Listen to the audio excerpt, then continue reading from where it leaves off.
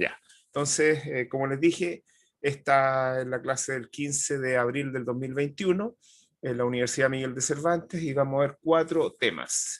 El primer tema sería la naturaleza jurídica del proceso, el segundo tema, el debido proceso, el tercer tema que vamos a revisar va a ser los sistemas procesales de manera muy sucinta y los principios procesales, que es el tema que espero dejar a lo menos presentado durante esta clase.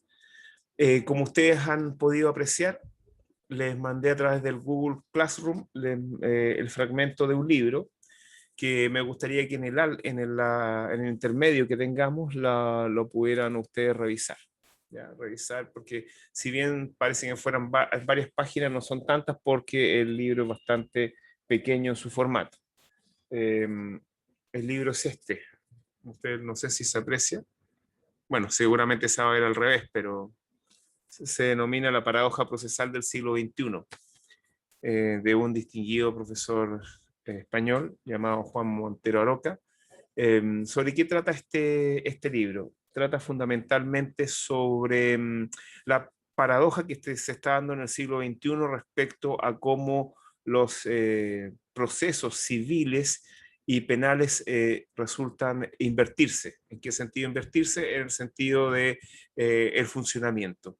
Vamos a revisar, bueno, ustedes pueden revisar el libro y lo van a poder leer, es bastante sencillo de leer, que durante el siglo XX hay un avance en el sistema procesal civil, en el sentido, siempre se avanza en el sentido de encontrar a las partes en igualdad de condiciones, por lo cual todas las instituciones buscan equiparar, más que equiparar, mirar a las partes como iguales, por lo tanto siempre van a tener los mismos derechos. No se entiende que hay una parte privilegiada, sino que ambas son iguales ante el juez.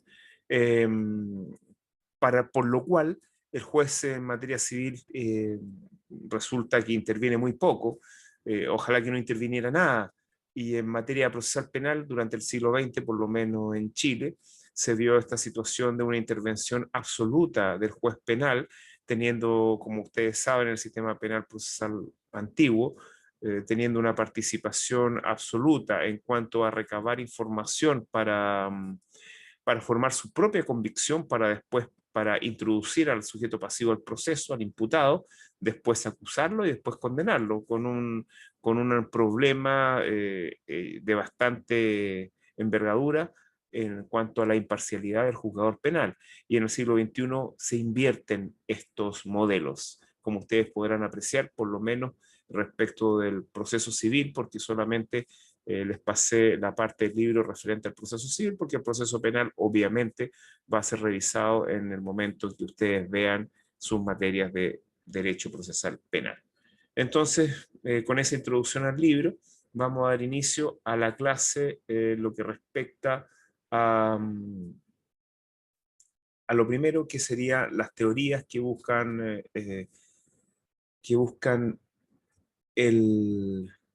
explicar lo que es jurídicamente el proceso. Entonces, si no hay ninguna duda, yo tengo una duda. ¿Cuándo es la prueba? ¿Qué día? Pueden conectar sus micrófonos.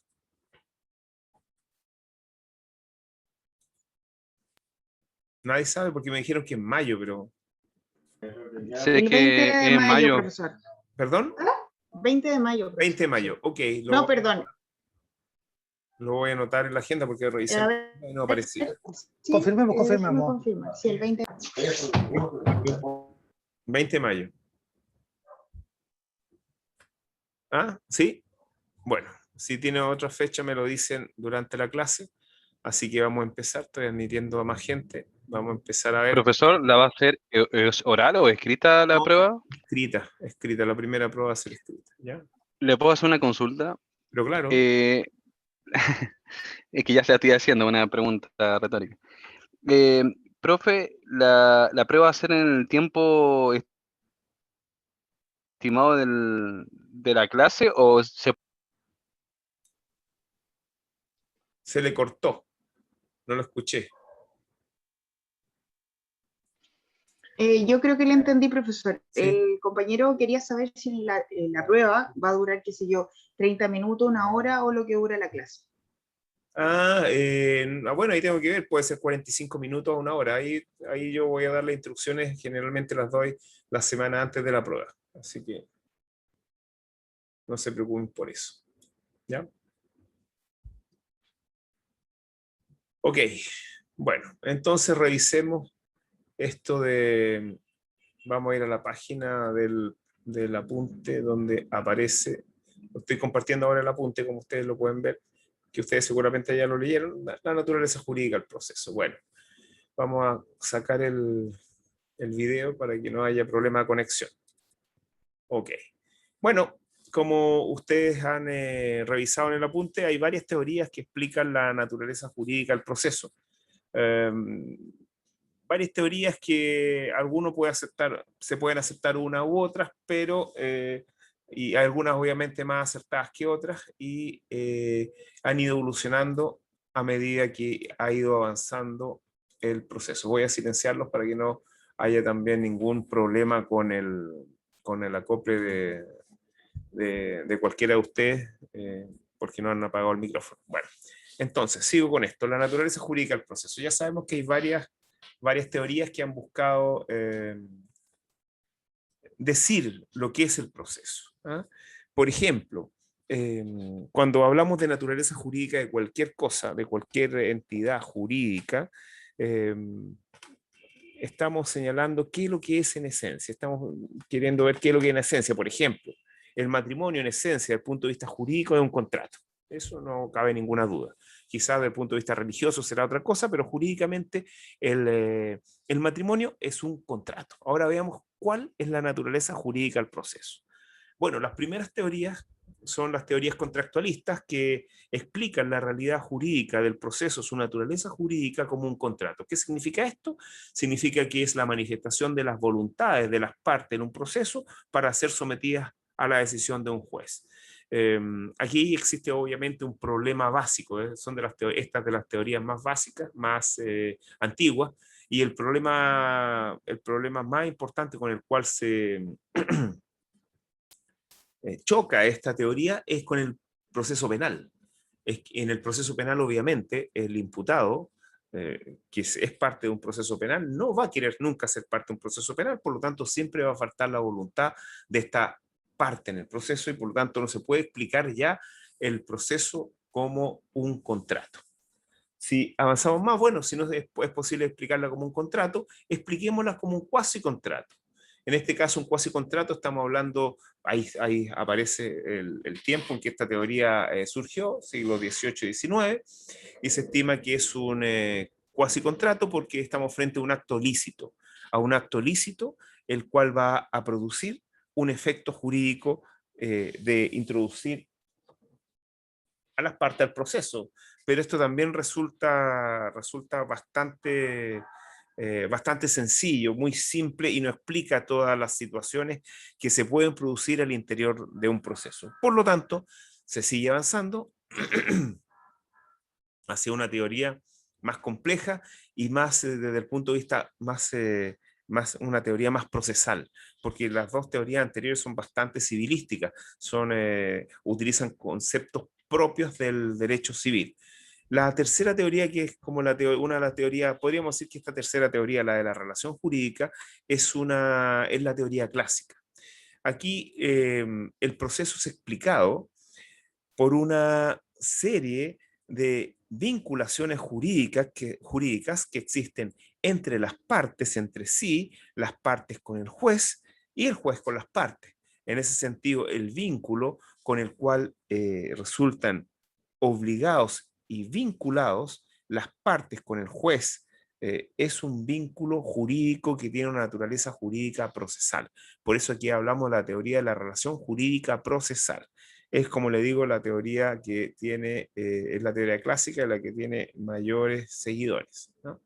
En este caso, el proceso va a estar lleno de vinculaciones jurídicas, entre ellos las obligaciones, derechos y cargas. Por ejemplo, la obligación más importante para las partes es cumplir la sentencia definitiva, sea sea cual sea el resultado de ella. También van a tener derechos, también van a tener cargas. El derecho más importante, por ejemplo, uno de los derechos más importantes es a ser escuchado. Las cargas que tienen, que son aquellas conductas que deben realizar en torno a obtener algún beneficio jurídico, entre ellas la carga más importante o más importante en el proceso civil es la defensa y la aportación de pruebas. Bueno, esa es la teoría entonces de la relación procesal. Después avanzamos un poco más y tenemos la teoría de la situación jurídica. Bueno, en esta teoría es también una teoría interesante. Es una teoría vinculada a las consecuencias jurídicas que se siguen desde el momento en que las personas se obtienen una determinada condición. Y esa determinada condición que llega a convertirse en una situación jurídica especial es la situación de estar insertas y estar obligadas, y estar vinculadas y estar introducidas a un proceso.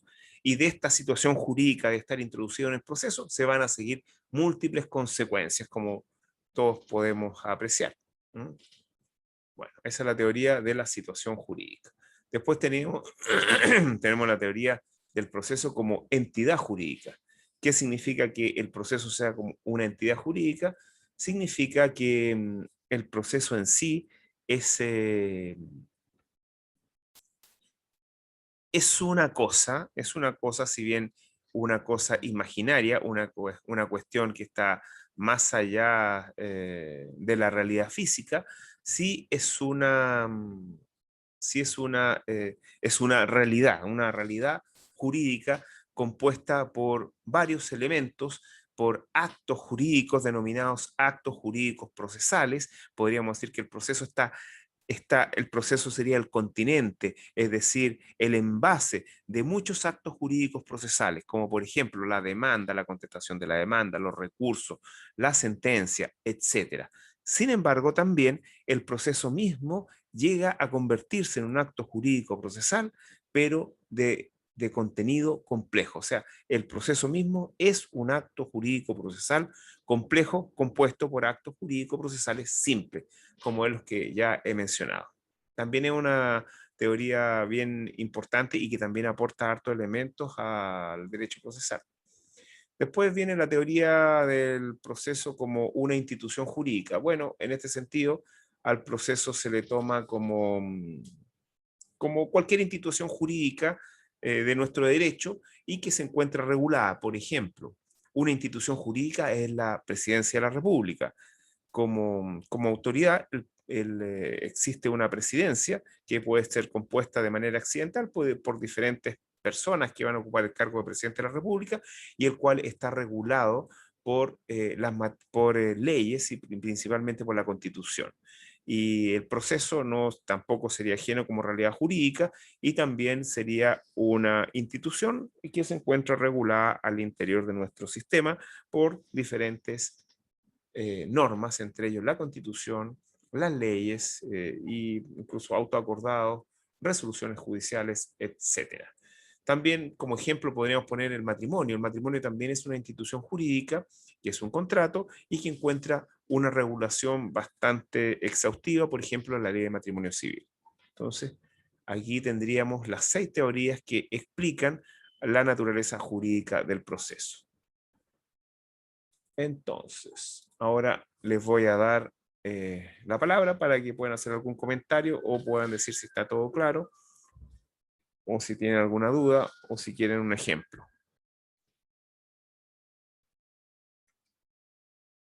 Bueno, ¿está todo claro? Esta es la parte introductoria. ¿Sí?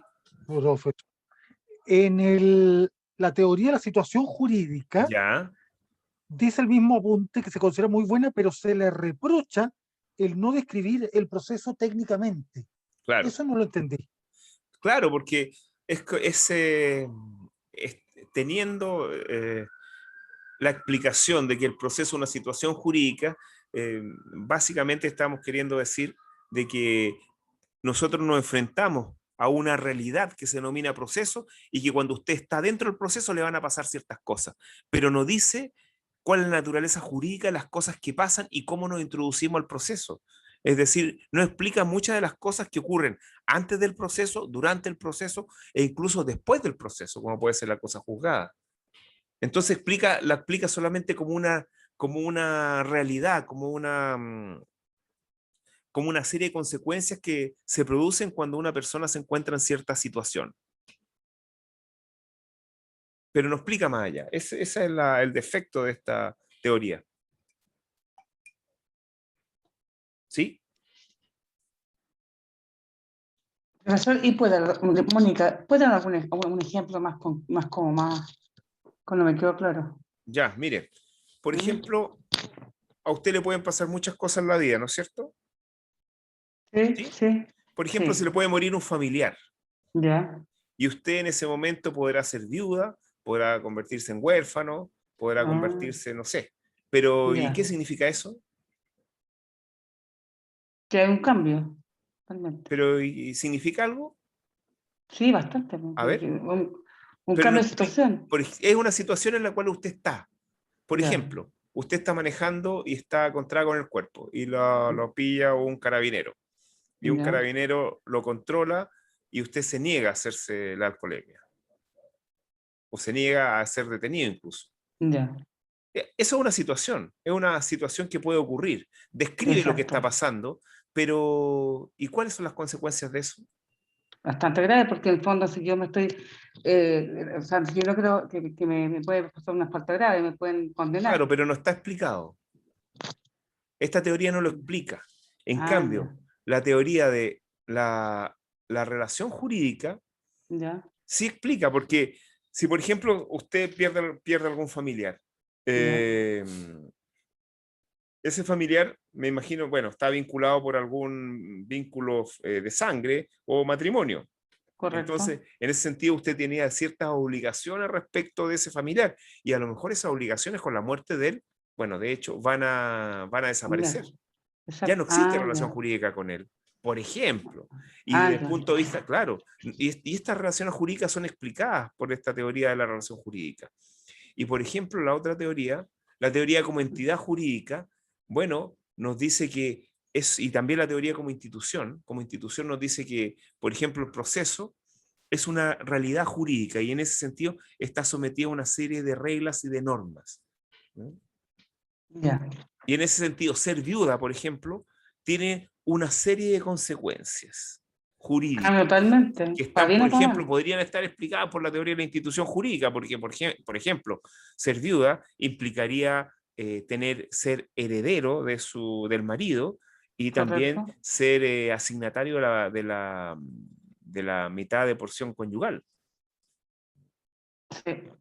O O sea, sea, perdón, inmediatamente cambia de todo la el porción escenario. conyugal o de la mitad de los gananciales, por ejemplo, eso. ¿Mm? Ya, Eso más que nada. Es ya decir, estas entendí. teorías, la teoría de la relación jurídica, la de entidad y la de institución, eh, explican el proceso más allá y sus consecuencias. Incluso la O teoría de la sea, relación jurídica es bastante interesante porque explica qué es lo que pasa al interior del proceso. ok. Y al interior del proceso estamos llenos de relaciones jurídicas, pero esas relaciones jurídicas van a ser relaciones jurídicas procesales, que incluso tienen una naturaleza de derecho público. E incluso también estas relaciones jurídicas procesales están matizadas, más que matizadas, incluso están teñidas de formalidad. Y vamos a ver cómo van a estar teñidas de formalidad, porque es fundamentalmente para proteger la expresión de la voluntad, como ya lo he señalado. ¿Ven? Correcto, me quedó claro. Incluso la teoría de la entidad también es bastante interesante porque nos describe el proceso, cómo es en esencia, que es un conjunto de relaciones jurídico-procesales e incluso el proceso mismo es una, genera actos jurídico-procesales pero complejos. Es un acto jurídico-procesal complejo. ¿Ven? Eso. Son interesantes. Ya, entonces ahora vamos a la segunda parte de la clase de hoy. Y la segunda parte de la clase de hoy, lo que íbamos a ver es el debido proceso. A ver, vamos a ver el debido. Ahí está el debido proceso. Ahí está. A ver. Vamos a seguir admitiendo gente que llega tarde. Ya, a ver.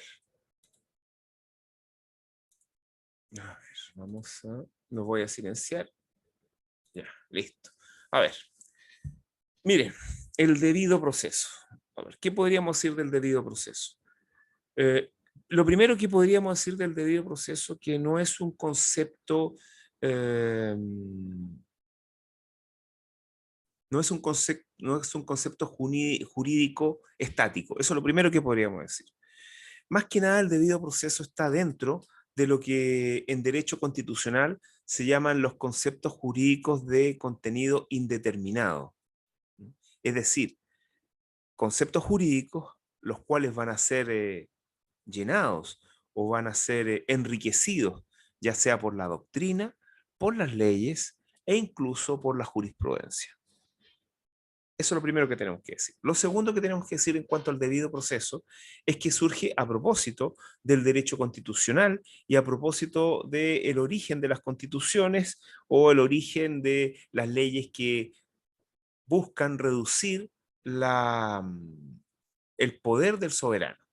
Y así podemos ver que un atisbo de debido proceso lo encontramos ya en la Carta Magna inglesa, en donde a propósito de que los nobles ingleses estimaron que el poder del soberano, del monarca, era bastante absoluto y bastante e ilimitado, buscaron limitar el poder del monarca haciéndolo firmar una carta de derechos, en este caso, en la cual se limitaba el poder del rey, pero esas limitaciones en lo que a nosotros respecta dicen relación con ciertas garantías procesales, como por ejemplo las garantías de la inviolabilidad del hogar, la garantía de no ser detenido sin orden de funcionario competente, es decir, no ser detenido, sino solamente por orden de un juez competente, porque hasta antes podían ser detenidos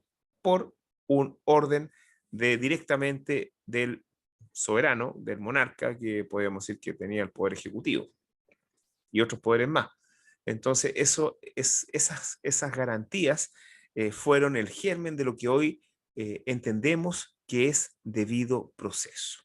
En tercer lugar, el debido proceso, podríamos decir que bueno, ha sido recepcionado desde el derecho anglosajón, especialmente de esta Carta Magna, y ha sido traducido al castellano y a otros idiomas como debido proceso. Sin embargo, el debido proceso literalmente la garantía en Inglaterra era el ser juzgado por un debido proceso de ley. ¿Qué significa esto? Significa que el proceso iba a ser debido en la medida que se cumpliera con las condiciones y posteriormente garantías que establecía la ley. Es decir, podemos indicar que el debido proceso nace como una limitación al poder del monarca desde el punto de vista procesal, vinculado a que la persona sea juzgada con las garantías y con las condiciones que establece la ley. Es decir, estamos hablando también de una suerte de garantías que están indeterminadas, que la ley irá llenando. Y como ya los dije, una de las primeras garantías es no poder ser detenido directamente por una orden que emane del soberano, sino por una orden de un tribunal. Miren qué cosa más básica. Ya en 1215 se obtuvo esta garantía, pero eso sí, para los nobles ingleses, no para todas las personas. Entonces, en cuarto lugar, el debido proceso, este concepto de contenido jurídico indeterminado, ha ido completándose a medida que ha avanzado el derecho procesal e incluso el derecho constitucional, porque justo aquí en el debido proceso se tocan el derecho procesal y el derecho constitucional con múltiples garantías que me imagino que ustedes ya deben conocer algunas garantías. Les voy a dar la voz para que puedan decirme a qué garantías ustedes pueden estimar que pueden ser de debido proceso. A ver. A ver, ¿qué garantías se le imagina a ustedes que pueden ser de debido proceso?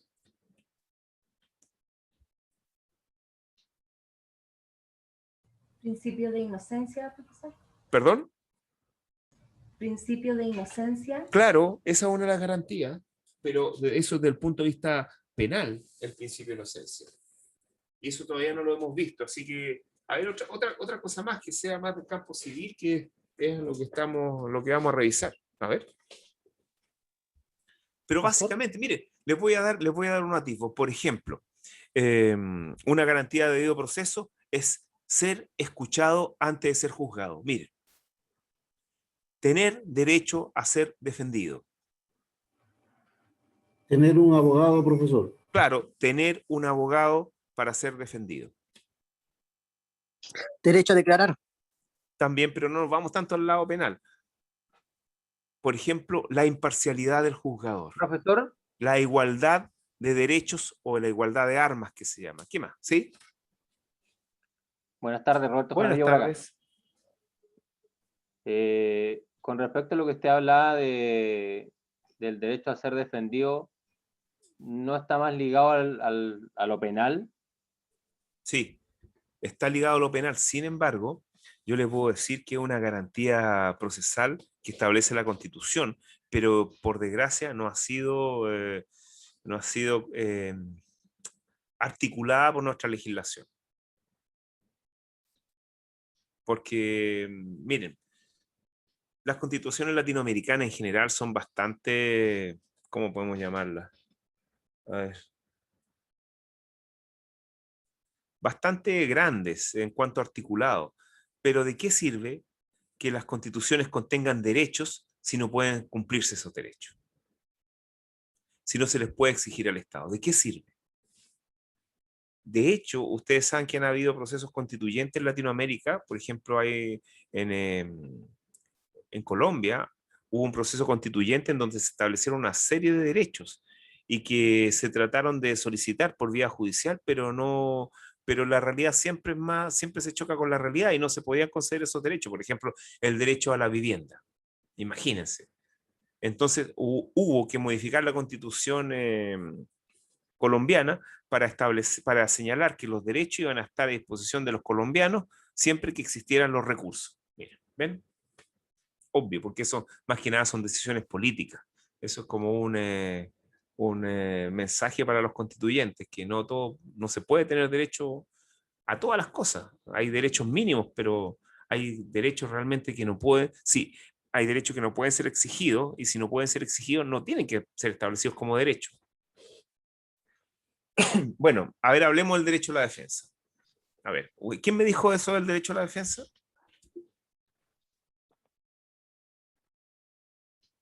Oiga, profesor, Mónica. ¿Sí? No, profesor. Espere, vamos a hablar, vamos con el caballero que me dijo algo. Ya.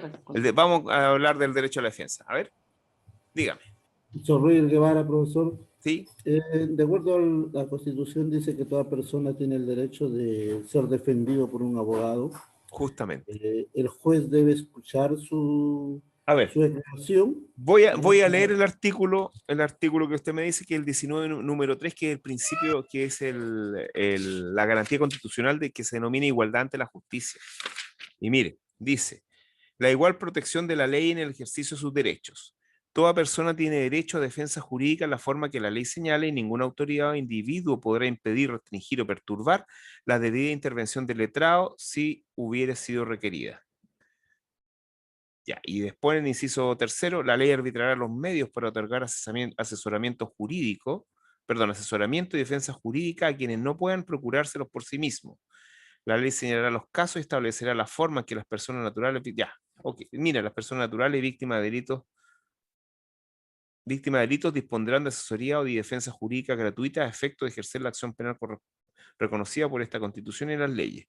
Ya, vamos a dejarlo hasta ahí nomás, porque después el otro inciso habla del derecho a la defensa penal, que es más que nada una obligación el defenderse en materia procesal penal. Mire, a ver, si usted tiene cualquier problema, por ejemplo, si lo demanda una casa comercial, ¿usted tiene derecho a abogado? Sí, tiene derecho, derecho a asesoría jurídica, no habla de abogado, habla de asesoría jurídica, la Constitución, claro, a través fundamentalmente de 3 instituciones.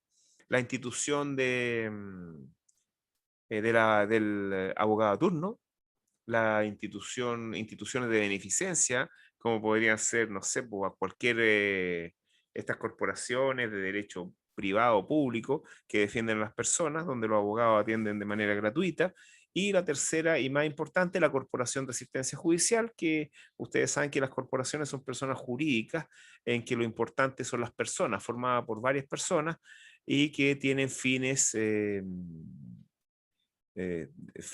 son sin fines de lucro. En este caso, la Corporación de Asistencia Judicial está servida por egresados de Derecho que están haciendo su práctica durante 6 meses para obtener el título de abogado y que a su vez son dirigidos por abogados jefes, pero que por desgracia ellos no pueden controlar todo lo que hacen sus, digamos, estas personas que se denominan postulantes. Entonces, esa es la defensa jurídica que actualmente tenemos en Chile. ¿Ven? Profesor, Mónica de nuevo. Mire, Sí. yo creo que la otra garantía del debido proceso puede ser es investigar. ¿Perdón? Puede ser, con respecto a lo que usted hablaba, con respecto a la garantía del proceso, del debido proceso, que puede ser es investigar. Ay, no lo entiendo. Hable más fuerte o póngase más cerca al micrófono, no la escucho. Lo que pasa es que con respecto a lo que usted hablaba recién, con respecto a las garantías del proceso, ¿Ya? que puede ser una de las garantías, puede ser investigar el tema que está pasando, una investigación, ¿puede ser eso? Investigar. Sí, investigar. Yo dije investigar. ¿Dónde dije investigar? No, yo le digo a usted, un ejemplo. No. Es que la ¿Mm? investigación, me imagino que la investigación se refiere a la investigación penal. Exactamente, investigar. Ya, Eso. pero no nos metamos en eso. Yo les voy a pedir que no nos metamos en eso porque eso es materia de derecho procesal penal. Sin embargo, Ah, una de las garantías básicas en materia procesal penal es que el juzgador sea imparcial. Y para que el juzgador sea imparcial, obviamente no puede investigar. Eso es obvio. Un juzgador, un juez, un tribunal que investiga, deja de ser parcial. Perdón, deja de ser imparcial. Se convierte en parte. Entonces, una de las garantías básicas de todo juzgador es que sea imparcial. Y creo que hemos hablado de esto también. ¿Sí? A ver, ¿qué otra garantía de debido proceso a ustedes les suena?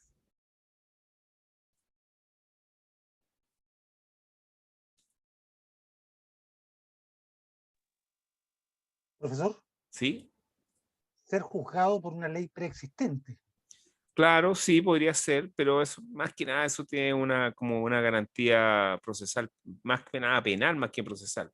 Pero ser juzgado por un tribunal que sea establecido con anterioridad a los hechos. Eso sería como una garantía procesal. Garantías procesales, por ejemplo, hay garantías procesales que en el siglo XXI han sido, digamos, han sido reconocidas por nuestros tribunales de justicia, por la Corte de las Cortes de Apelaciones y por la Corte Suprema. Por ejemplo, la tutela efectiva de los derechos. Por ejemplo, el derecho a ser juzgado en un plazo razonable. ¿Ven? Profesora, ¿tener defensa en caso que uno no pudiera Sí, costearla o pagarla? por supuesto, siempre, sí. Eso es básico, está en la Constitución. Uno tiene derecho a asesoría jurídica. El problema es cómo el Estado la provee actualmente. Porque actualmente hay hay una cantidad de abogados que harían posible que existiera una defensoría de las personas que no pueden procurarse un abogado por sus medios, en todo orden de cosas. Laboral, bueno, penal ya existe, laboral también existe, en familia, en civil, en policía local, en donde fuera. Ya existe digamos, el factor humano ya existe. Faltaría que el Estado pusiera los recursos para instaurar defensorías para las personas que no pueden procurarse defensas por sí mismas, a pesar que hay un alto acceso actualmente a los abogados. Ya, ¿está bien? Vamos, incluso Profesor. les voy a mandar unos textos de tutela judicial efectiva. La tutela judicial efectiva es una garantía de debido proceso que implica que, que las personas, los justiciables, deben tener, la Constitución debe otorgarles todos los requisitos y garantías y condiciones para que puedan acceder a la justicia. Esa es la tutela y que puedan acceder a la justicia de manera fluida.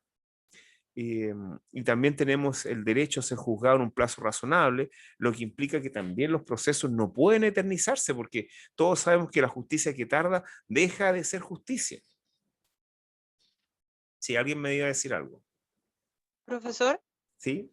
no sé técnicamente cómo se llama, A pero ver. por ejemplo, si una persona está en calidad de imputado, por ejemplo, y pierde su libertad mientras se investiga, y después ese tiempo que estuvo preso, llamémoslo de una manera más bien técnica, se Preso, le sí. descuenta de su pena. Eso Claro. no es una garantía también, porque la ley podría establecer que no, que tiene 5 años y estuvo 3, tiene que hacer los 5 años, pero que se le descuenten de esos años anteriores mientras se investigó.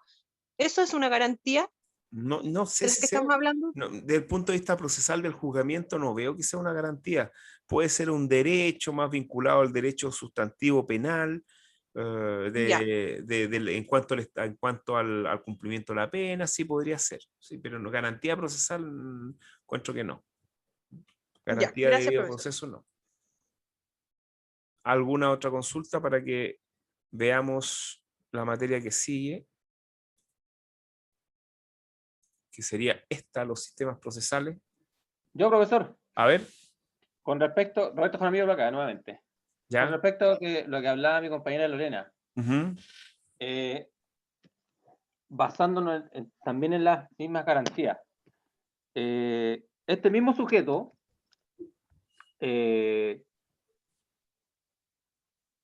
perdiendo su libertad, como dijo Lorena, pero sale libre, Ya, es inocente. ya. ¿Ya? ¿Qué pasa con ese tiempo? A ver. Bueno, me están llevando para otro campo, porque esto, no sé, Ya. de esto voy a consultarle a su profesor de Derecho Penal, pero Ya, a penal, ver, no. cuando usted dice qué pasa con su tiempo, ¿a qué se refiere? ¿Usted quiere que lo indemnicen o usted quiere que castiguen al funcionario que dictó la resolución privándolo de libertad? ¿A qué se refiere qué pasa con su tiempo? ¿Quién le devuelve ese tiempo? Exacto. Ya. ¿No Miren, es una garantía también? Porque no. si el día de mañana este mismo sujeto llegase a ocurrir, por ese motivo, llegase a volver y ahí Bueno, pero si fue absuelto, resulta que es culpable, ¿ya? ¿ese tiempo se valida? No, pues si hay otro proceso, no. Pues. Ah, A ver, la no es prisión como preventiva, acumulativo. la prisión preventiva es una medida cautelar personal. Es decir, es una resolución judicial cuyo objetivo es asegurar los resultados del proceso penal. Fundamental, bueno, como se decía antes, asegurar la persona del imputado. Esto significa que la prisión preventiva tiene que ser dictada en los casos en que se estime que la libertad del imputado es un peligro para el éxito de diligencias precisas de investigación, la seguridad de la sociedad, del ofendido, o si hay un peligro de fuga. Esos son los objetivos que cumple la prisión preventiva. Y para que se dicte la prisión preventiva tienen que cumplirse varios requisitos. Ahora, si resulta que después de todo el proceso la persona es absuelta, bueno, él como se vio envuelto en un proceso penal, las personas tenemos que cumplir, todos los habitantes de Chile tenemos que cumplir con las leyes y con las cargas que nos señala la ley y con las cargas públicas, es decir, pagar impuestos, estar sometido a prisión preventiva, hacer servicio militar los hombres en Chile y una serie de obligaciones, no destruir mobiliario público, respetar el derecho a propiedad de los demás, respetar la intimidad de los demás, etcétera. Todas esas obligaciones que nos impone vivir en sociedad también nos imponen, tenemos derecho y se imponen cargas u obligaciones. Y dentro de las obligaciones es cumplir con lo que dictamine un tribunal, un juez. ¿no? Eso es básico en cuanto al Estado de Derecho, en que todos estamos sometidos a la ley y todos estamos sometidos a la autoridad de un juez. Y en ese entendido, si es que nuestra prisión preventiva fue dictada de manera arbitraria o con una resolución injustificadamente errónea, incluso podemos hasta pedir una indemnización al Estado porque el Estado a través del juez se equivocó, o incluso más, podemos demandar hasta el Ministerio Público en esas circunstancias también, pero todo eso tiene que ser fruto de un proceso en donde podamos acreditar esta calificación de la conducta que nos mantuvo en prisión preventiva. No sé si les expliqué el punto. Profesor, Sí, ¿Sí? profesor. Profesor, ¿Sí? en un texto que estoy leyendo, ¿Cuál? hay una consulta que me parece re interesante en términos de ¿Cuál si hay alguna- texto? es una tesis de un Ya. estudiante de Derecho de ¿Ya? la Chile a ¿Ya? propósito de este tema, y hace la siguiente pregunta: si es un principio, una garantía o un derecho, Ah, mire. que me pareció interesante. ¿Es relevante eso? ¿Qué les puedo decir? Mire, cuando veamos los principios procesales, los principios que inspiran los procedimientos y el proceso, nos vamos a dar cuenta que algunas personas que han estudiado esto con más detalle hacen diferencias sutiles, incluso hablan de reglas técnicas y de principios, que las reglas técnicas serían diferentes a los principios. Y en este sentido también parece que este alumno que hizo esta tesis también hizo alguna diferenciación sutil entre principios y ¿qué más me dijo? ¿Garantías? ¿Derecho, garantía o principio? No, pero es que cuando decimos derecho, garantía o principio significa que es lo mismo, po. Ahí está mi duda. Claro, claro, sí, esa conjunción o implica que es lo mismo, quizá, o algo similar. Pero efectivamente, mire, algunas realidades, algunos conceptos jurídicos, algunas instituciones jurídicas o algunas normas pueden ser garantías, pueden ser también derechos y pueden ser también principios. Pueden ser todas esas cosas. Por ejemplo, la libertad individual. ¿Es una garantía? Es un derecho, Yo diría un derecho, justamente. pero también es una garantía, porque está protegida. sí, claro. Por eso se le llama garantía, porque está protegida. Ya. El Estado me garantiza mi libertad individual, a pesar que en estos tiempos hemos cedido un poquito de libertad individual. Es una garantía y también es un derecho. ¿Y es un principio? Sí. Yo diría que también es un principio. Cuando hablamos de principio estamos hablando de ideas que inspiran normas jurídicas, constituciones, leyes, etc. ¿Ven? Entonces, son las tres cosas. Algunas pueden ser no las tres cosas, pero me imagino que en esa tesis el alumno estará tratando de explicar estas situaciones. Bueno, ¿alguna Profesor. otra duda? Sí, profesor, ¿me escucha? ¿Ah? ¿Me escucha, Pedro Sí, Flores? sí, lo escucho. Sí, lo La escucho. garantía. La ¿Ustedes me garantía escuchan o no? Sí, sí, lo escucho. Ah, ya, bien. Y la garantía de debido proceso racional y justo. ¿Eso también corresponde? Sí, eso es muy interesante, creo que está explicado también en el apunte. Lo que pasa es que en la Constitución del 80, cuando la redactaron, se empezaron a dar cuenta de que el debido proceso no estaba definido. Entonces quisieron establecer una garantía que fuera más amplia incluso que el debido proceso. Porque si ustedes se dan cuenta, cuando habla de... vamos a leerlo para no tener problemas. Cuando habla de... Dice, toda sentencia de un órgano que ejerza jurisdicción debe fundarse en un proceso legalmente tramitado. ¿Ven? Cuando habla de legalmente tramitado, de nuevo volvemos a las bases del debido proceso, es decir, debido proceso de ley. Va a ser debido cuando sigue las normas legales. y dice legalmente tramitado, y dice corresponderá al legislador establecer siempre las garantías de un procedimiento y una investigación racional y justo. Claro, dijeron investigación racional y procedimientos racional y justo porque le da un mandato al legislador. El constituyente le da mandato al legislador para que las leyes procesales sean racionales y justas. Le está diciendo para que se dicten normas procesales imbuidas de la idea de debido proceso. Por una parte. Y por otra parte, le está mandando un recado al Ministerio Público y también al mismo al Poder Ejecutivo a través del ente administrativo para que todas sus investigaciones sean racionales y justas, es decir, cumplan con la garantía también de un debido proceso. Por ejemplo, un sumario sanitario que está tan de moda actualmente. ¿Tiene que estar imbuido de las garantías de debido proceso? ¿Sí o no? Sí. Claro. Y debe ser racional y justo, debido proceso. ¿Y quién lo hace con el debido proceso? La posibilidad que yo tengo de defenderme. Si soy funcionario público, estoy sometido a un procedimiento administrativo, a un sumario administrativo, tengo derecho a conocer el sumario administrativo. Eso es racional, eso es justo y eso es debido proceso. ¿Tengo derecho a defenderme? Tengo derecho a defenderme. ¿Tengo derecho a recurrir respecto de la resolución administrativa que me aplica una sanción? Tengo el derecho. Si me investiga un fiscal, ¿tengo derecho a que me escuche? Tengo derecho a que me escuche.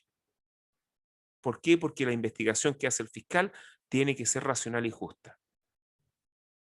Tiene que tiene que investigar la teoría del caso o mi versión del conflicto que yo le indico al fiscal. El fiscal sí, debe hacerlo. Racional y justo. Aparte hay un mandato legal establecido tanto en el Código Procesal Penal como en la Ley Orgánica del Ministerio Público. ¿Ven? Ahí están las garantías de debido proceso, pero el constituyente en 1980 no le quiso llamar debido proceso, quién sabe por qué, y le llamó procedimiento e investigación racional y justa. Pero es debido proceso. Ahí está el debido proceso en la Constitución. ¿Ya? Ya, entonces vamos a continuar con lo que les dije con esto. Con esto. A ver. Ya, ¿ven la PPT? Sí. Sí, profesor. Listo, ok. A ver, vamos a ver. Ya. Bueno, en la PPT se habla de los sistemas procesales, que son las fórmulas que la humanidad se ha dado para el juzgamiento. Podemos hablar de la antigüedad. El sistema procesal básico era el sistema asambleario. En la antigua Grecia, ¿quién juzgaba? Juzgaba el pueblo. Ya avanzado, por ejemplo, en el sistema romano, ¿quién juzgaba? Un juez, es decir, un magistrado, un pretor, que era designado por la República, era un funcionario, después pasó a ser un funcionario público, con pago del erario o de la caja del emperador o del mismo imperio. También durante la Edad Media, a propósito del nacimiento de todas las herejías que se produjeron en la Baja Edad Media, la Iglesia instauró un sistema denominado inquisitivo, en donde los funcionarios encargados de la Iglesia se dedicaban a investigar toda situación o todo hecho o a toda persona que fuera sospechosa de herejía, después de investigarla, él mismo la acusaba y después la sentenciaba. Llegada ya la Revolución Francesa, se terminó con el sistema inquisitivo y se instauró un sistema acusatorio en el cual había un fiscal, un representante, en este caso del Poder Ejecutivo, que sostenía la acción penal pública y que realizaba la acusación penal ante un juez que era el que recibía esta acusación penal y tramitaba el proceso penal, y el acusado tenía derecho a ser defendido. Entonces, ahí tenemos varios sistemas procesales. Bueno, desde el punto de vista civil, también nosotros tenemos un sistema procesal civil actual escrito, aunque imbuido con tecnología, y que actualmente es un sistema procesal penal de tramitación electrónica. Bueno, y varias cosas más, y también a fines del año 1999 y comenzando el siglo XXI, es decir, en el año 2000, se instauró un sistema procesal penal en Chile totalmente opuesto al sistema que existía antes, que era inquisitivo, y actualmente el sistema procesal penal en Chile es marcadamente acusatorio. ¿Qué significa que sea acusatorio? Significa que las funciones en la persecución, más que la persecución penal, en la persecución y juzgamiento penal fueron divididas, y a la persecución penal le corresponde a un ente denominado Ministerio Público, y que es el representante del Estado, pero es independiente de los otros poderes del Estado, y que no es independiente, por lo tanto, del Poder Judicial, y que tiene sobre sí 3 funciones constitucionales básicas que están en el artículo 83 de la Constitución, que es el ejercer la acción penal pública, el dirigir exclusivamente la investigación y la protección de víctimas y testigos. Esas serían las funciones del Ministerio Público. Y se dejó a los juzgados con competencia penal para que hagan lo que tienen que hacer, que es el juzgamiento procesal penal, juzgar a los imputados. Con lo cual se terminó con el problema de parcialidad que existía en el sistema procesal penal antiguo. Bueno, eso es lo que les puedo decir respecto a los sistemas procesales. ¿Alguna duda? ¿Alguna consulta?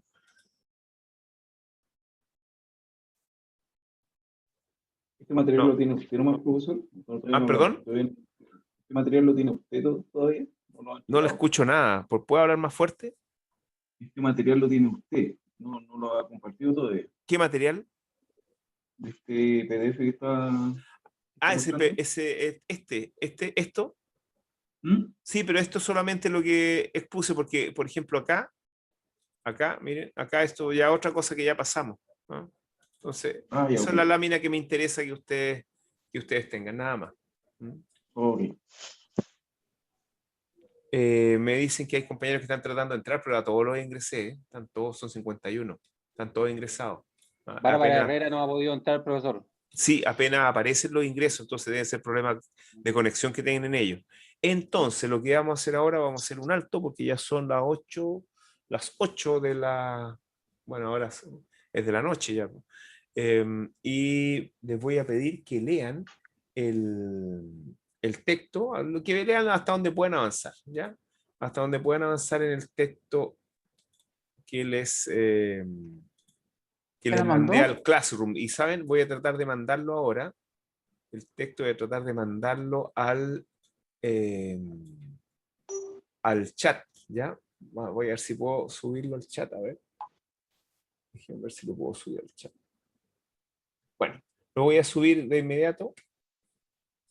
Y entonces, vamos a hacer un alto de 15 minutos, ¿ya? Y ahí mientras se toman algo, pueden leer el texto, ¿ya? Ya, profesor, gracias. Listo, nos vemos. ¿Ya? Ya, entonces empecemos esta segunda parte del curso de hoy. A ver, ¿qué les pareció el libro? O sea, bueno, la parte del libro que les pasé para que leyeran. ¿Algún comentario?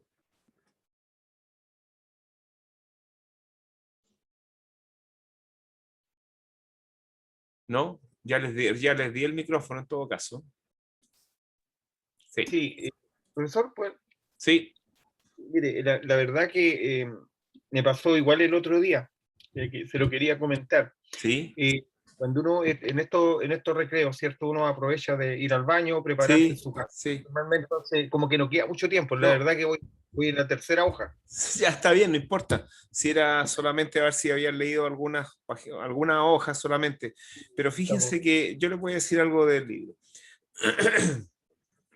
¿Han escuchado hablar esto de que el derecho siempre va atrás de los cambios sociales? El derecho es bastante reaccionario.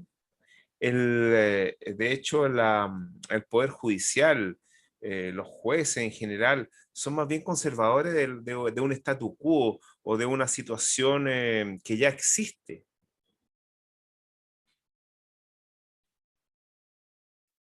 Y así, por ejemplo, al inicio del texto, nos damos cuenta de que el derecho procesal, la forma de enfrentar el proceso durante el siglo XX es la forma que tenía la sociedad fundamentalmente a fines del siglo XIX. Entonces, al final, nos damos cuenta de que lo que existe actualmente en el siglo XXI, todas aquellas reformas, son reformas que tienen que ver con el cambio que hubo a nivel económico, social y cultural durante el siglo XX, especialmente la segunda mitad del siglo XX. Incluso hasta el último cuarto del siglo XX, podríamos decir. Entonces, ahí eso es lo que se ha recogido en la legislación que actualmente se está reformando. O sea, podemos decir que recién nosotros en el siglo XXI tenemos un código de finales o de mediados del siglo XX. ¿Ven?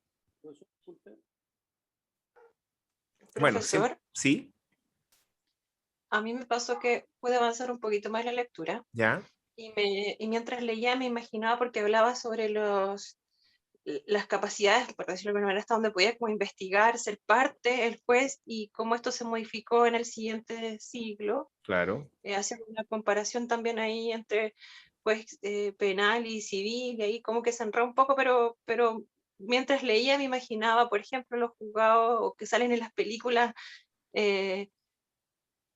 norteamericanas, en donde hay un juez, hay dos abogados, pero también hay como un grupo de personas que son al final los que determinan sentencias. Entonces, como que me hizo pensar en eso, y comparando también, por ejemplo, con lo que pasa en Chile, con los fiscales, el juez, los abogados querellantes y las contrapartes y todo. Entonces, como que hay no sé si evolución, pero sí por lo menos un cambio en cuanto a las capacidades que tiene el juez de ser parcial, imparcial, dentro de estar inmiscuido en la investigación misma. No sé si fui comprensiva con la O en el lectura. Por eso proceso, más que la investigación, en el proceso mismo. bueno, en el proceso, así que a mí Sí. me sonó como investigación, como buscar pruebas, evidencias, así me sonó, entonces por eso le consulto, Sí. si fue comprensiva mi lectura. Efectivamente, sí, lo que leyó es la introducción de lo que sigue después, porque, bueno, a ese ejemplo quería llegar, que se han dado realidades diferentes.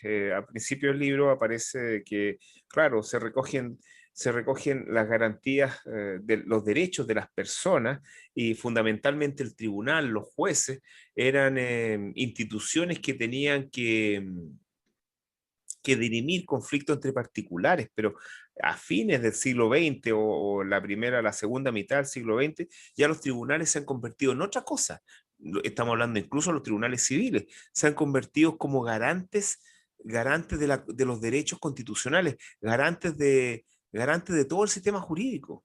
Entonces ya el juez no es solamente una persona o una autoridad que dirime conflictos entre personas, incluso entre particulares, sino que lo que busca hacer con cada una de sus resoluciones judiciales, especialmente con la sentencia definitiva, es establecer o aplicar o mantener el orden constitucional o el debido proceso.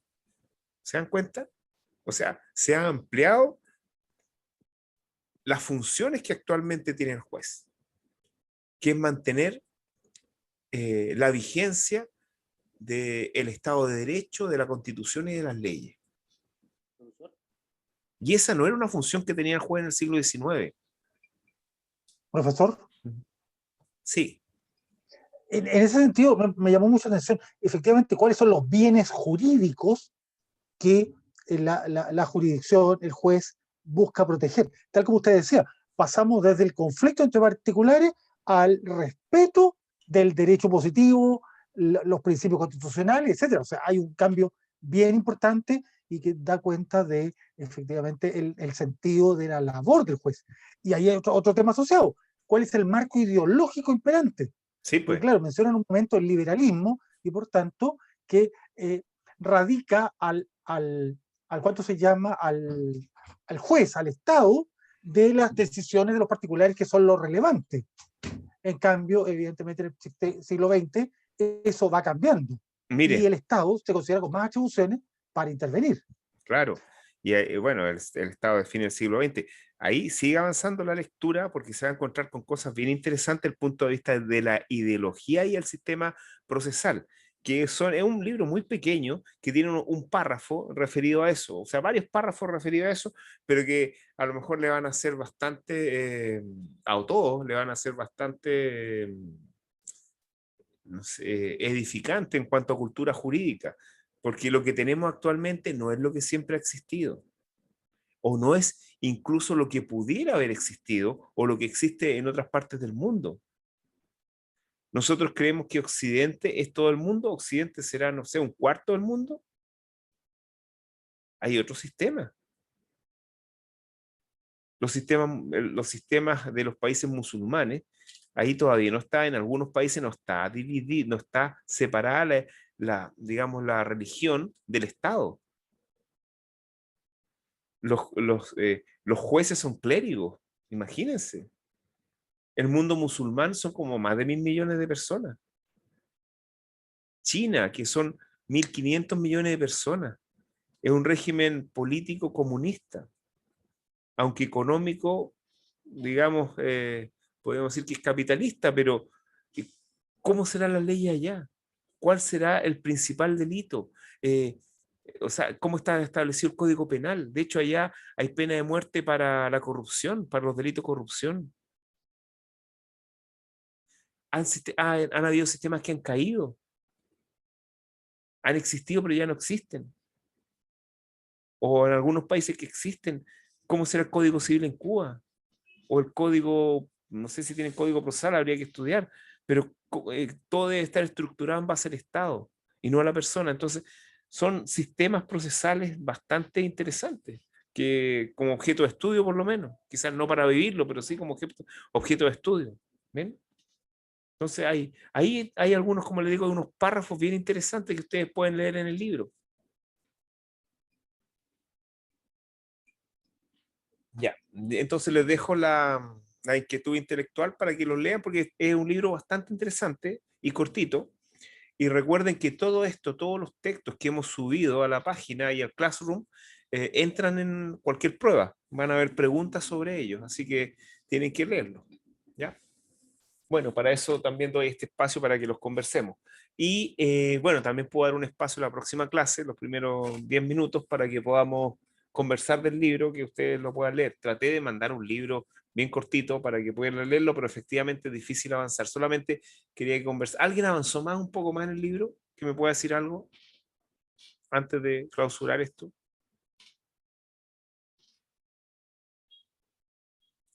Nadie. O sea, lo que a mí me causa... Profesor. ¿Sí? Profesor, lo que a mí me causa es que un juez penal tenía más atribuciones que un juez civil, siendo que la ley es igual para todos. Que la ley es igual para todos, ¿pero qué? ¿Qué cosa? Lo que dice el libro es que un juez penal tiene más atribuciones que un juez civil. Claro, pero eso es en el siglo XX.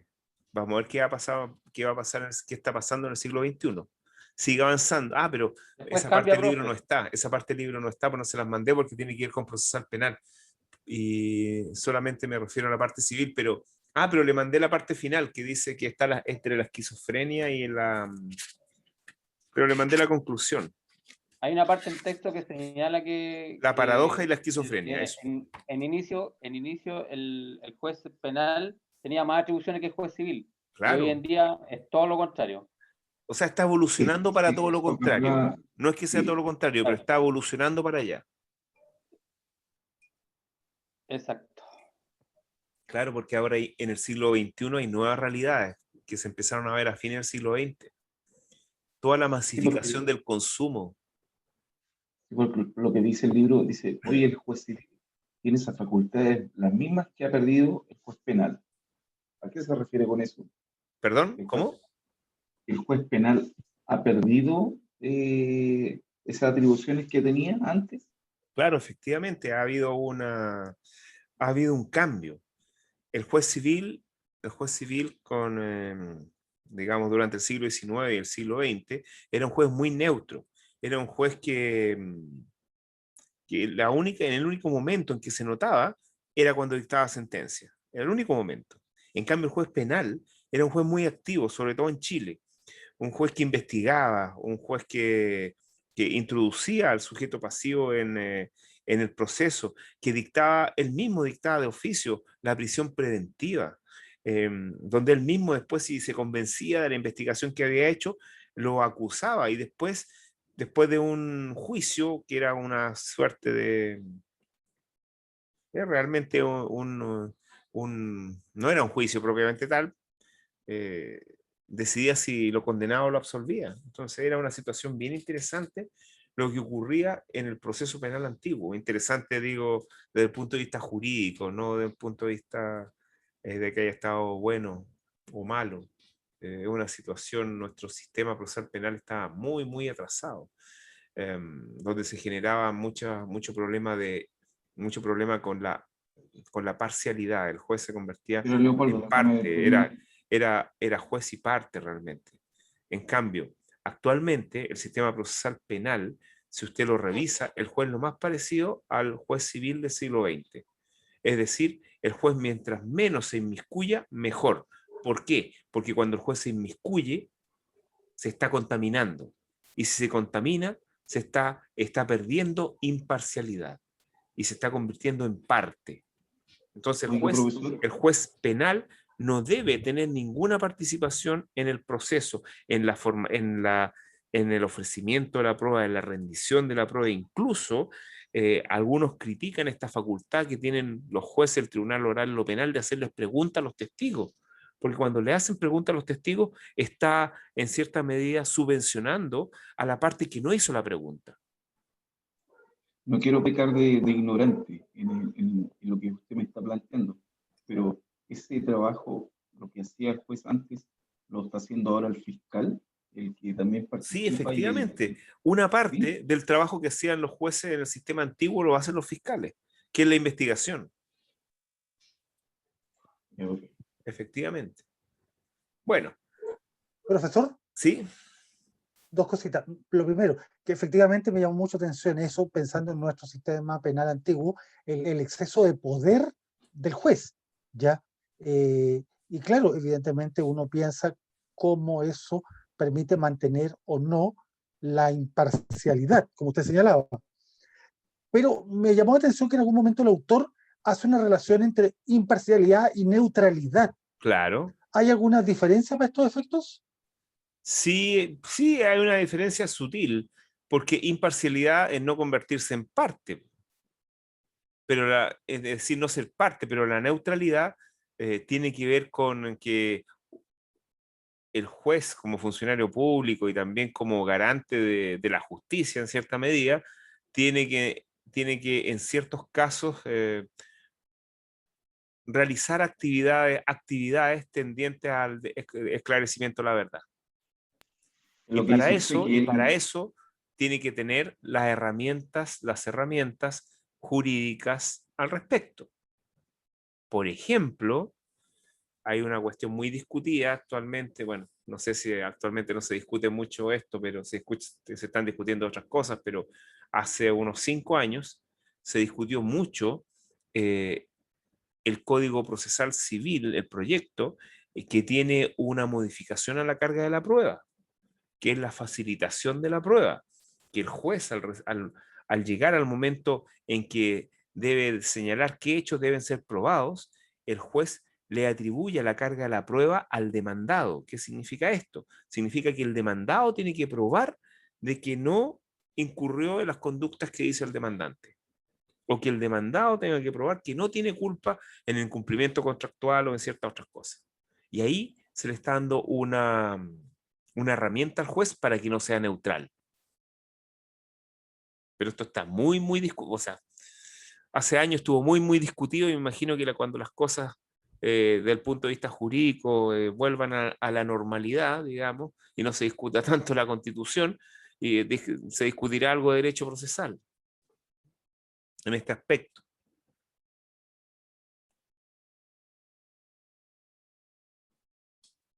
Sí.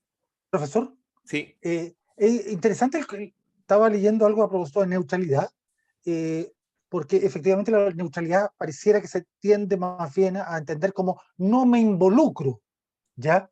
Y en ese sentido, por lo que estábamos comentando, el juez está llamado a involucrarse para un bien jurídico superior, pero Justamente, manteniendo esta condición de imparcialidad. claro, no siendo parte, ¿Sí? no perjudicando a nadie. Ustedes me hablaban algo de esto de cómo el juez penal mantenía la imparcialidad, siendo que él investigaba. Yo lo dije, profesor. Claro. Fíjense que esto está contestado en el mensaje del Código Procedimiento Penal a principios del siglo XX, y ahora aquí lo tengo, el mensaje se los puedo mandar, pero en definitiva lo que dice el presidente de la República en este mensaje de 1894, Jorge Montt, miren que él dice que, claro, son funciones que son bastante fuertes e importantes y que le dan mucho poder al juez, pero en definitiva dice que cree en la probidad de los jueces, etcétera, etcétera, que también serán prudentes y todo eso, ¿no? Entonces, así es eso es lo que se señala en cuanto a este gran poder que se le dan a los jueces del crimen, ¿no? Bueno, eran otros tiempos en donde ciertos valores eran esenciales, ¿no? Y no tener esos valores era como ser una persona en cierta medida proscrita en la sociedad.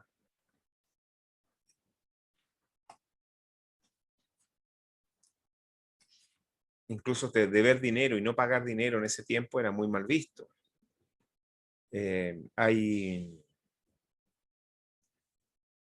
En Estados Unidos, por ejemplo, en el siglo XIX, había una costumbre de que quien debía dinero y no podía pagarlo, se cambiaba de estado, se iba a otro estado porque no podía vivir ahí, porque era muy mal visto que una persona no cumpliera con sus obligaciones. Y hay una anécdota de un abogado que se metió en unos negocios y le fue mal y quedó endeudado. Y él no se fue, no hizo lo que hacían todos, irse del estado, irse a otro lugar donde nadie lo conociera y empezar de nuevo, sino que pagó todas sus deudas, trabajando, pagó todas sus deudas y llegó a ser presidente de los Estados Unidos. Quizás fue el presidente que vivió los momentos más difíciles de ese país y tiene un sobrenombre, y el sobrenombre es el honesto. ¿Qué les parece? Bueno, ustedes ya saben a quién me puedo referir. Bueno, vamos a seguir. ¿Tiene algún otro comentario respecto del texto? ¿No? Ya, vamos a seguir entonces con los principios que yo quería dejarlos lo menos esbozados, los principios, ¿no? Principios procesales, ahí están. A ver, ¿qué podemos decir primero respecto a los principios?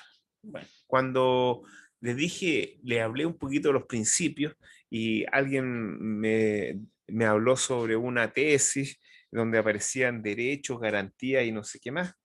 Bueno, hay artículos donde algunos dicen que no podemos meter al mismo saco los principios y otras reglas que no son principios, es decir, que no son ideas fundamentales que debieran inspirar tanto la legislación procesal como las instituciones procesales.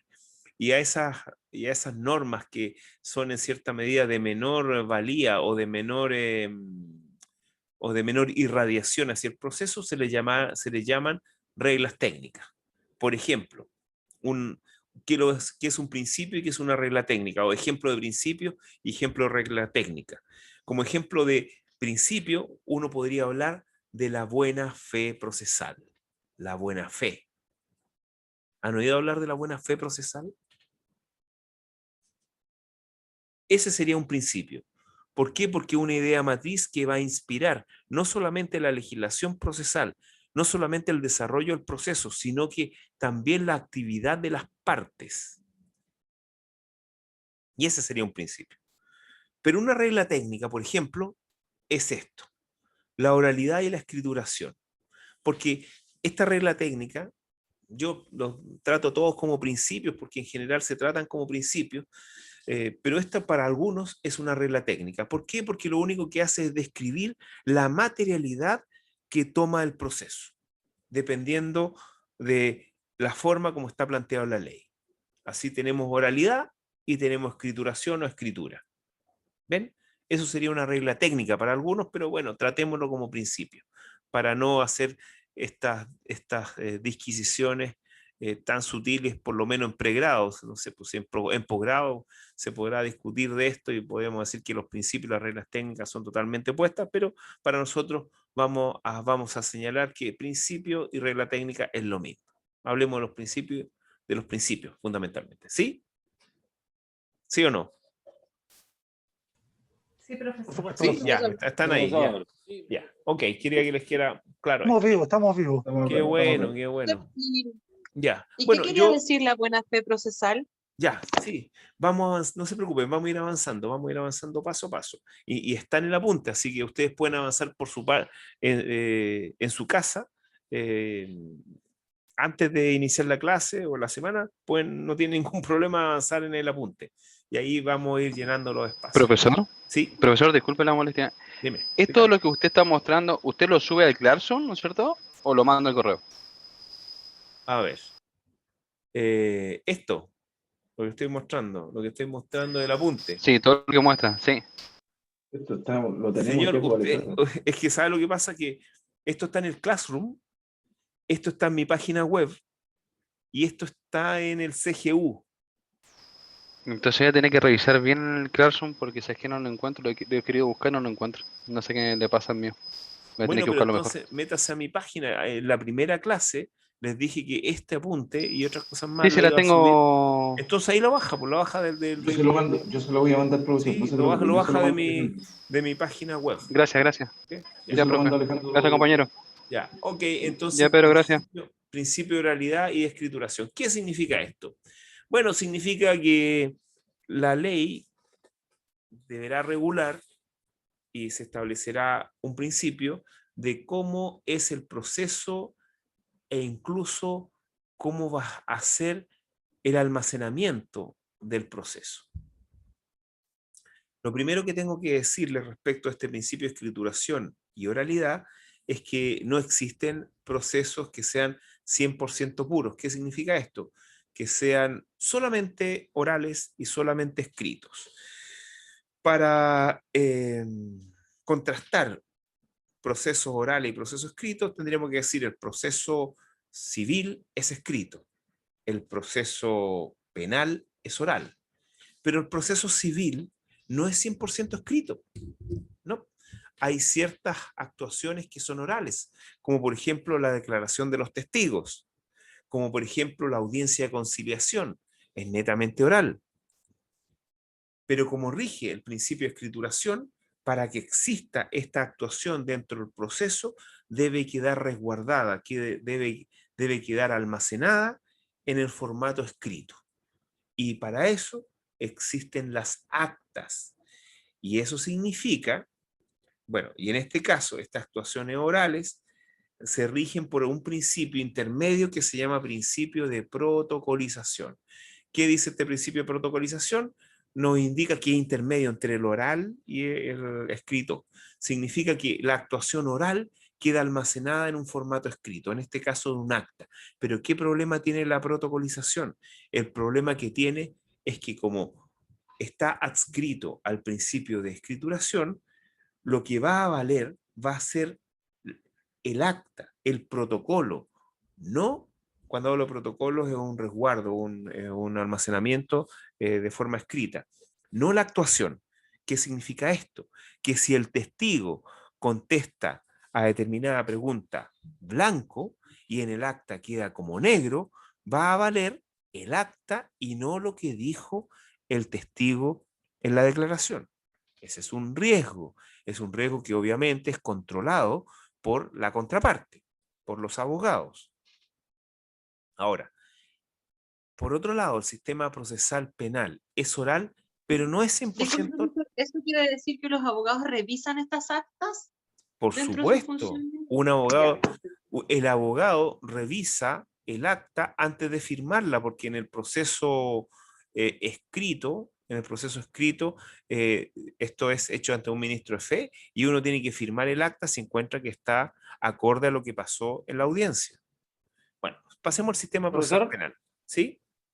eso es independiente que el testigo o quien haga su declaración después la cambie.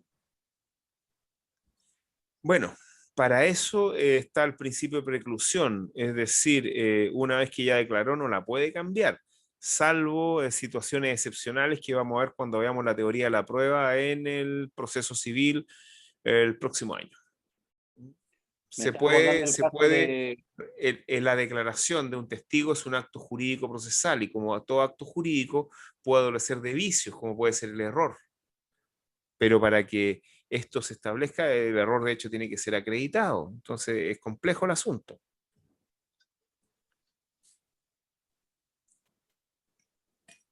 Bueno, pasemos al sistema procesal penal. En el sistema procesal penal uno diría que es completamente oral. No es completamente oral porque los principales actos de postulación en el proceso penal siguen siendo escritos. Es decir, por ejemplo, la querella es escrita. Por ejemplo, la acusación por regla generalísima es escrita. Por otro lado, la sentencia definitiva también es escrita. Por otra parte, la mayoría de los recursos son escritos. Por lo tanto, tenemos que hay campo, o sea, hay enclaves escritos en el sistema oral procesal penal. Pero aquí está la diferencia. Cuando hay que dictar una resolución que procede respecto de lo actuado en una audiencia, como puede ser el denominado autoapertura de juicio oral, que corresponde a todo lo actuado durante la audiencia preparatoria de juicio oral, si es que hay una discordancia entre lo que ocurrió en la audiencia y el acta o resolución judicial que se redacta, obviamente va a regir la audiencia. Y para ello, el mismo Código Procesal Penal, artículos 40, me parece por ahí, establece principios de resguardo de la oralidad. Y dentro del principio más importante, resguardo de la oralidad, está el almacenamiento de las audiencias, que se hace actualmente mediante el sistema de audio digital. ¿Ven? Entonces tenemos que este principio de oralidad y escrituración son principios que están establecidos en los procedimientos y también inspiran a los procesos, y tenemos que en ningún procedimiento es químicamente puro, es decir, 100% escrito, 100% oral. ¿Ven? Bueno, y desde esta perspectiva incluso podemos decir más cosas. Podemos decir que a propósito de la pandemia y todo lo que nos ha tocado vivir este último año, con las cuarentenas que han implicado que vastos sectores del país han sido cerrados, literalmente cerrados, los tribunales se cerraron. Los tribunales actualmente, y desde marzo, por lo menos el año pasado, la región metropolitana están cerrados. Solamente de manera excepcional uno puede acudir a los tribunales y todo se hace principalmente por vía telemática, por vía de videoconferencia. ¿Y por qué? ¿Y por qué se puede dar esta situación? Se puede dar porque existe un principio de oralidad y la oralidad puede ser cumplida a través del video. En cambio, la escrituración no puede ser 100% cumplida mediante la videoconferencia. Por eso la ley 21.226 que revisamos la clase pasada establece que en los juicios civiles se suspenden las actuaciones orales, principalmente la rendición de la prueba. Están todos los probatorios suspendidos, por lo menos de los juicios ordinarios. Y todo lo que es actuación escrita sí se puede hacer, pero lo oral no se puede hacer porque no hay posibilidades de acudir al juzgado y de realizar la audiencia, por lo menos para los testigos. ¿Ven? ¿Qué está pasando entonces con todas las Toda esta causas? situación. Las causas. Bueno, aquí me hacen una pregunta en el chat que China comunista en lo social, comunista, no en lo político podríamos decir que es comunista.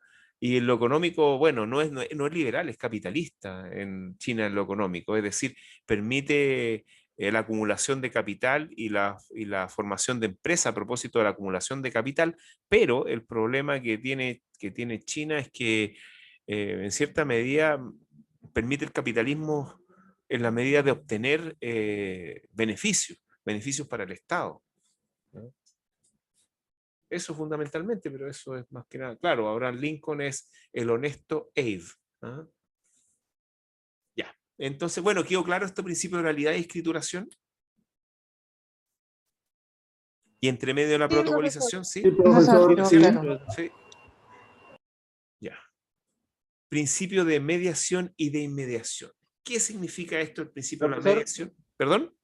antes que pase a ¿Ya? ese A otro la segundo mediación y punto, lo inmediación, que pasa es que sí. estaba leyendo el artículo 41 del Código Penal y habla Procesal penal. sobre procesal penal, perdón, y alude ahí al registro se lo voy a Claro. leer, el registro de Sí, actuaciones ante los tribunales con competencia en materia penal. claro. Las audiencias ante los jueces con competencia en materia penal se registrarán en forma íntegra por cualquier medio que asegure su fidelidad, Claro. tal como audio digital, video u otro soporte tecnológico equivalente. Efectivamente. Y de hecho, ¿sabe que de hecho, cuando existía la normalidad, cuando no había pandemia, ¿cómo se registraban las audiencias? Se registraban mediante audio digital. Y actualmente, como hay pandemia y uno no puede ir al juzgado, se están registrando con audio digital. O sea, con video y con audio. Actualmente las audiencias, por ejemplo, en materia procesal penal, se hacen mediante esta plataforma, Zoom. Y se graban. Se graba el video también queda grabado. Entonces, interesante lo que está ocurriendo ahora. Uno podría pedir incluso la grabación. Uno que es interviniente. Bueno, ya han ocurrido muchas cosas a propósito de esto de las videoconferencias, porque uno tiene la cámara encima, entonces hay ciertos gestos que uno no puede hacer, o ciertos rictus en la cara que tampoco son, digamos, van contra el decoro. O pueden ser incluso irrespetuosos. Pero, por Eso es ejemplo, una falta. profesor, cuando piden apagar, no seguir con la transmisión, eso sí está dentro del proceso, porque están en el fondo resguardando, por ejemplo, a un menor. Eso estaría dentro del proceso, ¿cierto? Mire, sí, eso también tiene que ver con otros principios. También vamos a explicar esa cuestión, porque es bastante interesante cómo está operando actualmente el derecho procesal. Sí, fíjense que a mí no me ha tocado todavía ninguna audiencia en que haya declarado un menor, pero yo estoy pensando cómo podría ser, y realmente esto podría ser, ¿cómo poder decirlo? Podría ser, tendría claro que apagar el micrófono, o sea, salir, hacer una sala independiente para los menores, efectivamente. Profesor, yo se lo mencionaba porque, bueno, han ocurrido dos casos bastante importantes que han Ujú. involucrado menores últimamente y han sido como bien noticiosos. Ya, a ver, Y los he visto, bueno, el caso de Amber y el caso de Tomasito, que creo que todos lo conocen. Y en ya, ¿qué ese pasó? caso, por resguardo de los menores, se cortaba la transmisión. Los ¿Cómo? relatos de lo que ocurrió, se Ah, cortaba la transmisión, mire, entonces se quedaba solamente la asamblea, o sea, los comparecientes, creo que se dice, y sí, no era abierta la señal. A eso ya. yo me refería, Ah, como ejemplo. ya, mire. Cortaban la señal al público, es el tema, porque en el caso de Exactamente. Tomasito, Mm, la investigación arrojaba de cómo encontraron el cuerpo, en qué situación estaba y todo ya. el tema. Entonces, eso no se podía obviamente divulgar al Miren, público común. Eso tiene que ver con el principio de publicidad y secreto. Bueno, ahí vamos a ver cómo el sistema penal tiene que ser público, o sea, la justicia tiene que ser siempre pública y la excepción va a ser el secreto. Y en el caso de este niño, más que nada, bueno, ustedes han de saber que cuando las personas fallecen, uno ya no tiene derecho de persona, pues. Ya es una cosa, el cuerpo es una cosa ya. Por eso el fiscal puede ordenar que se levante el cuerpo y no tiene que acudir donde un juez. En el caso de este niño, claro, se afecta la intimidad de los padres, fundamentalmente. El dolor de los padres es lo que se afecta. Y bueno, en el caso de un niño, de una declaración de un niño, bueno, ahí se afecta el desarrollo del niño en materia de familia. Bueno, ¿alguna cosa más que decir antes que sigamos con el principio de mediación y de inmediación? ¿No? Ya. A ver, vamos a ver estos principios. Bueno, ¿qué implica la mediación y la inmediación? A ver, vamos primero con la inmediación. La inmediación implica que no existe nada entre el juez y las partes, el juez y el proceso, las partes y el proceso, el juez y la prueba. Es decir, la vinculación que tiene el juez y las partes con el proceso es directa. ¿Qué significa esto? Significa que no hay ningún intermediario. ¿Dónde existe esta inmediación?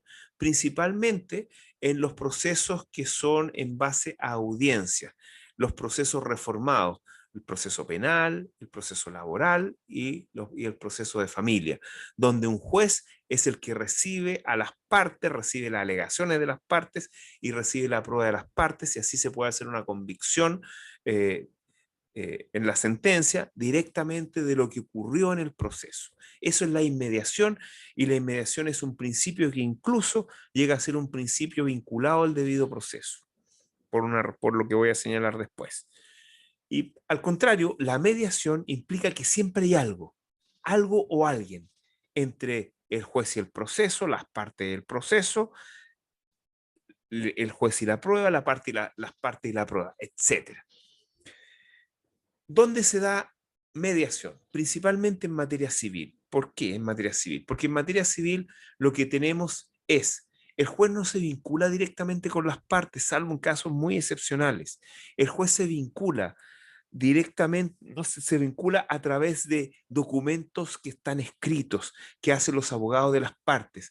La misma prueba la preparan las partes y la presentan al proceso. El proceso es escrito, es decir, el juez podría, en teoría, no leer el proceso en ningún momento y solamente leerlo al momento que esté concluido y para dictar sentencia, lo cual obviamente que genera una situación bastante desmedrada en cuanto a la administración de justicia y no me gusta mucho la palabra administración de justicia, el concepto de administración de justicia, sino que la función pública jurisdiccional. Se produce un problema bastante grande porque imagínense, yo cómo voy a saber si el testigo realmente era verídico o no era verídico si yo no asistí a la audiencia. Y solamente está el ministro de fe y solamente sé lo que dijo el testigo a través de la declaración escrita que hay. Yo ni siquiera conozco las partes, porque lo único que conozco son los escritos que redactaron los abogados de las partes. En cierta medida conozco cómo redactan los abogados de las partes, pero no conozco nada más. Entonces, en ese sentido, se produce lo que podríamos decir una desvinculación entre el proceso y el juez, donde al contrario, lo que tiene que existir es una vinculación cercana y directa entre el juez y el proceso. Esto para apreciar sobre todo la prueba. ¿Ven? Esa es la mediación y la inmediación. Profesor. ¿Sí? ¿Un ejemplo de intermediarios serían los actuarios? Bueno, los funcionarios judiciales, actuario es como un término bastante arcaico que se refería más bien a la justicia del crimen, la justicia de policía local y la justicia incluso de familia. Se le denominaba actuarios porque había una cierta delegación de funciones en estos empleados del Poder Judicial, donde los empleados tenían a su cargo la custodia del expediente y también realizaban ciertas actuaciones en el expediente, por eso se le denomina actuario. Pero efectivamente hay una inmediación desde esa perspectiva, porque por ejemplo, a mí que me tocó tramitar, digamos, me tocó tramitar 10 años en el sistema antiguo, podríamos decir que uno en pocas oportunidades me tocó hablar con el juez, principalmente hablaba con el funcionario, con el actuario, y le preguntaba cómo estaban las diligencias, que me pasara el expediente. Pero claro, efectivamente había una marcada mediación en esos procesos. Igual que en materia de familia, también había mediación. A uno le pasaban el expediente, nunca, era muy difícil que hablara con el juez, y las audiencias que se producían ante un funcionario público, judicial, y no ante el juez. Lo mismo en materia laboral antigua. ¿Sí?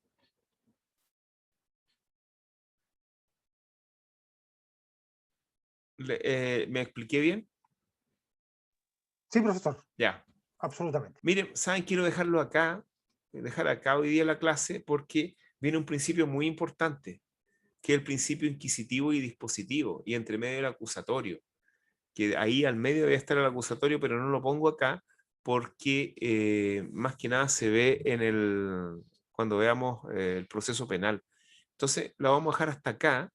Les dejo de misión, de tarea, que lean el fragmento del libro que les pasé para que los primeros 10 minutos de la próxima clase podamos conversar sobre eso, porque es un libro cortito y bastante interesante.